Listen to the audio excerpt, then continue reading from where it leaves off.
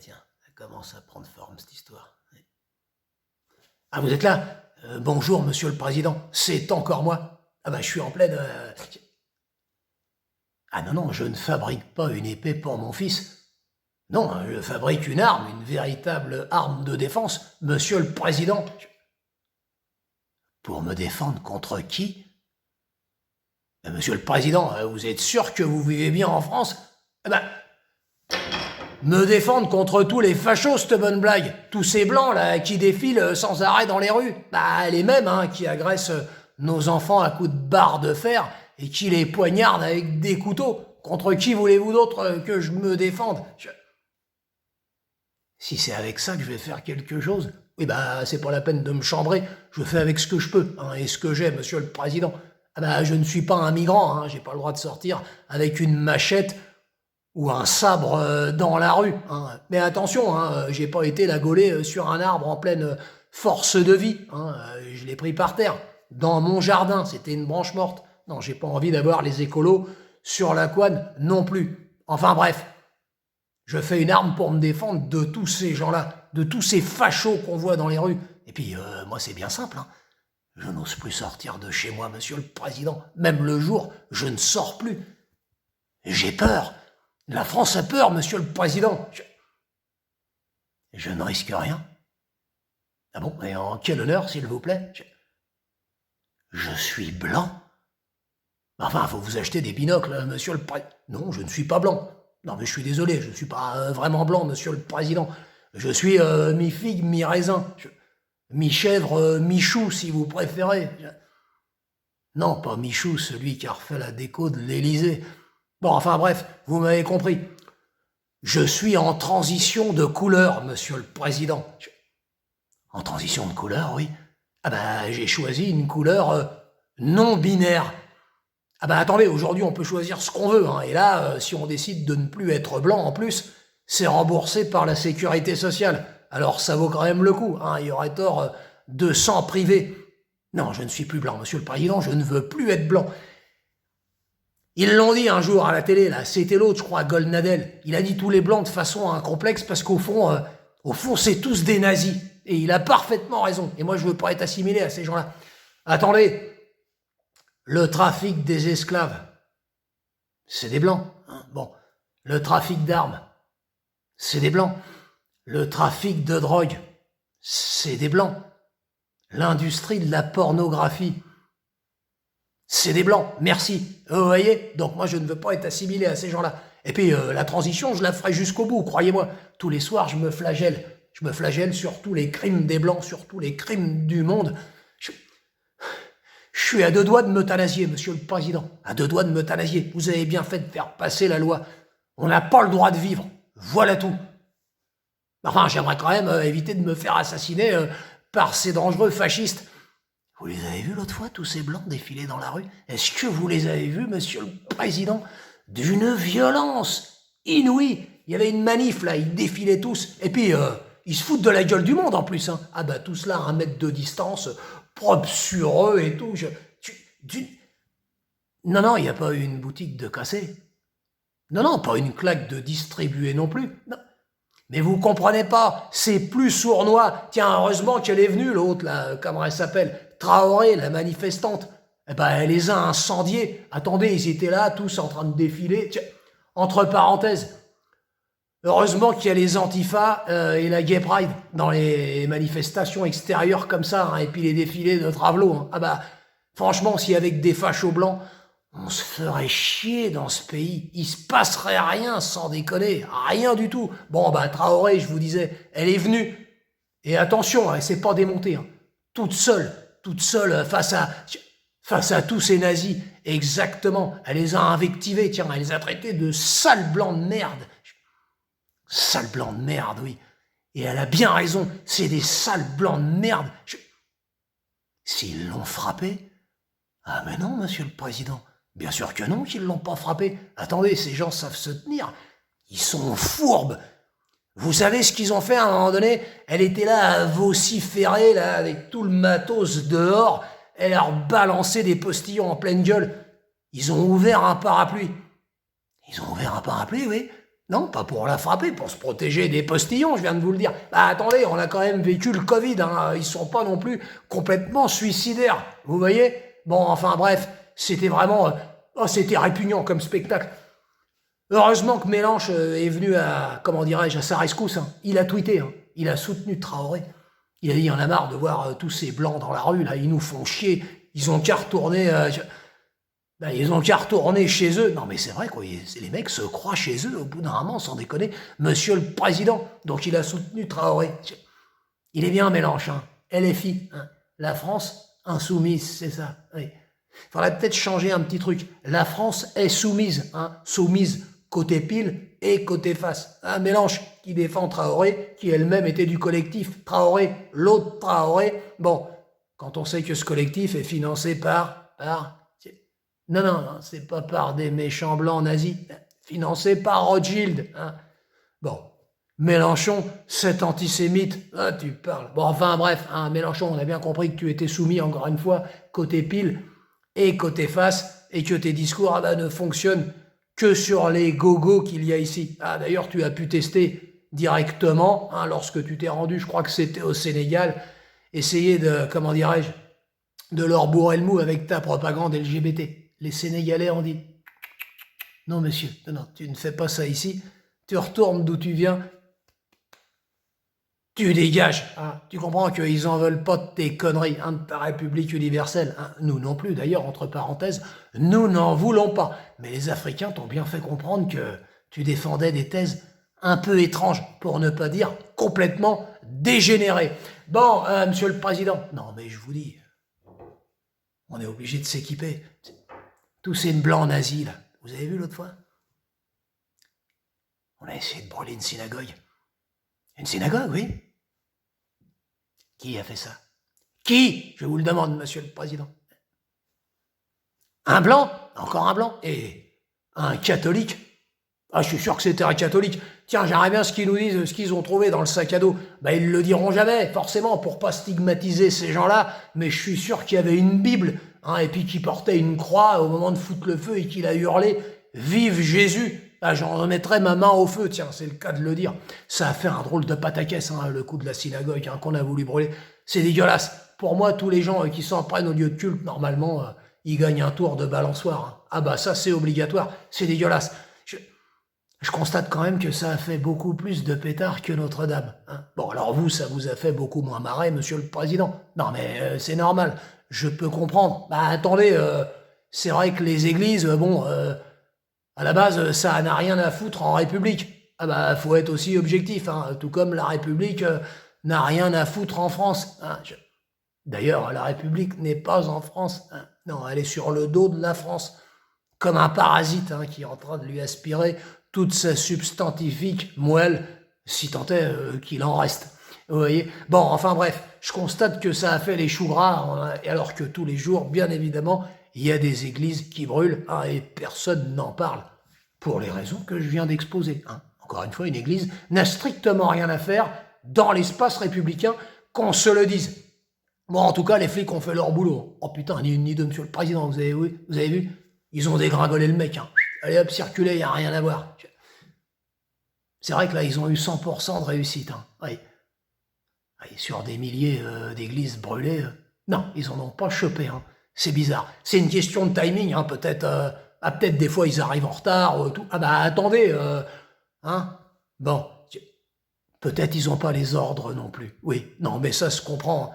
Enfin, si une fois, il y a un père qui avait été égorgé, ils ont dégringolé le mec. Ben forcément, il y avait mort d'homme. Bon, ils se sont dit quand même, ça va se voir sinon. Ah bah oui, hein, c'est évident. Bon, alors en tout cas, on a eu le droit à la petite larme de crocodile de Dupont-Moretti, qui est monté au créneau, hein, le ministre de la Justice. Il est là, on va l'appeler, tiens.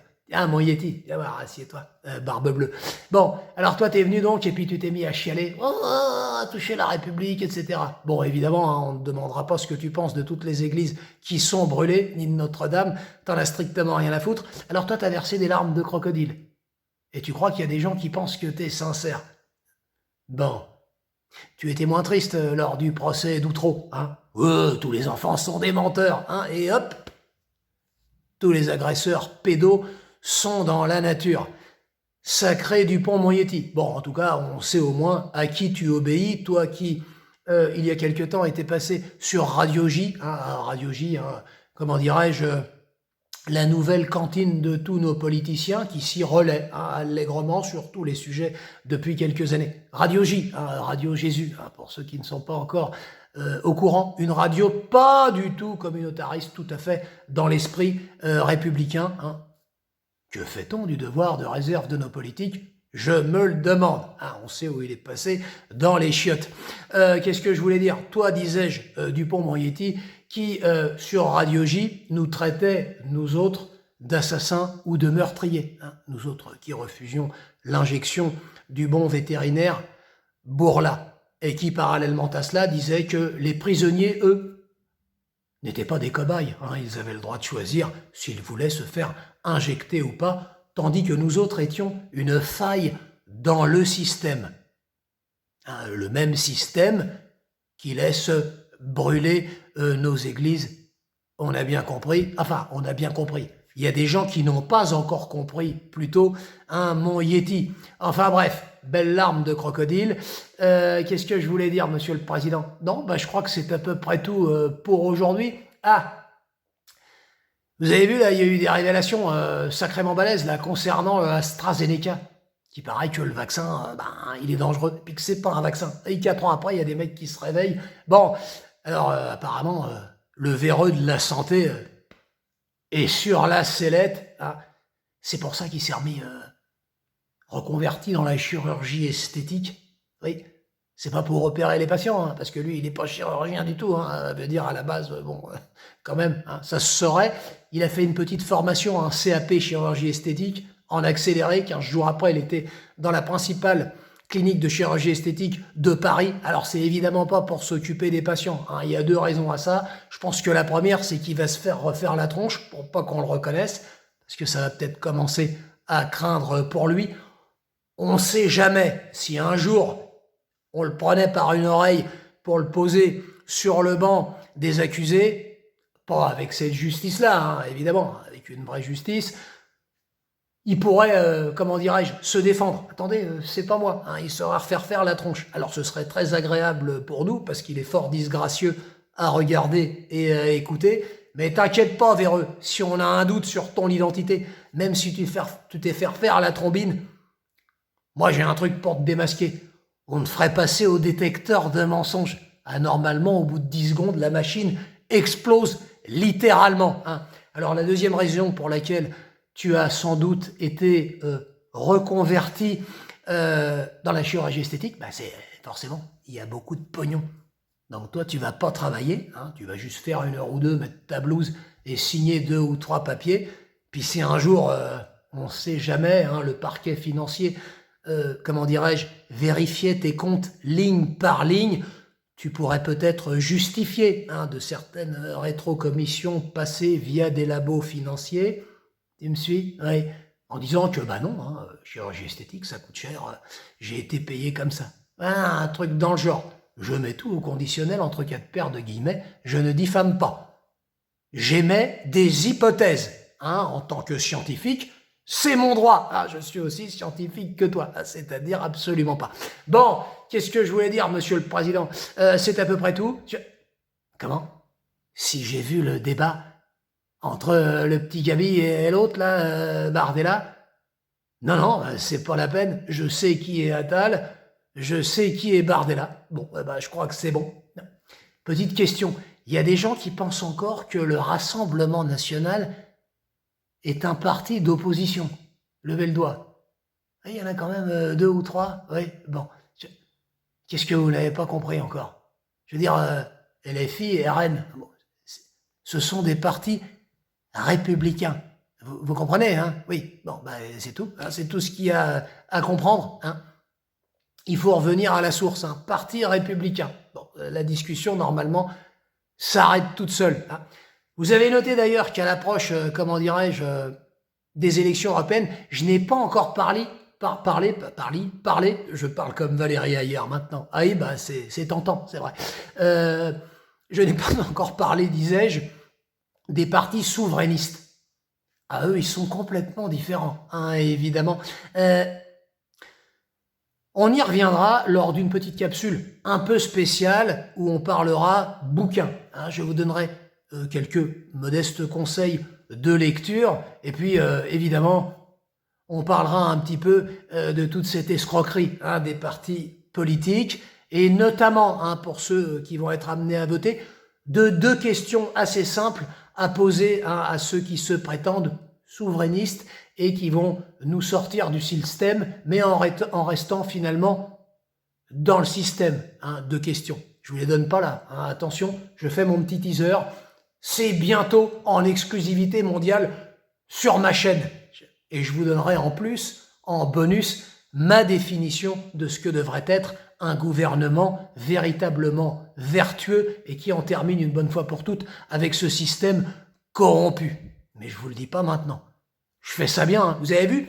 Je pourrais presque travailler sur les nouveaux médias, là, les médias résistants, ouais, ou dissidents, hein, apparemment ça s'appelle comme ça. Bah, bon, bref, les putaclics, hein, qui vous font des grosses sorties comme ça en vous disant qu'ils vont faire une énorme révélation. Tous les gens viennent voir, puis bon, ils vous sortent un truc bon, qu'on sait depuis 10 ans en fait. Mais bon, ils ont mis l'emballage, c'est quand même pas pareil. Alors eux, ils sont vachement balèzes. Il y a 10 000 mecs qui vont venir voir leur truc, leur révélation. Au passage, t'en as 10% qui vont cliquer sur un encart. Tiens, c'est intéressant ce qu'on me propose. On va leur proposer de se sortir de la crise.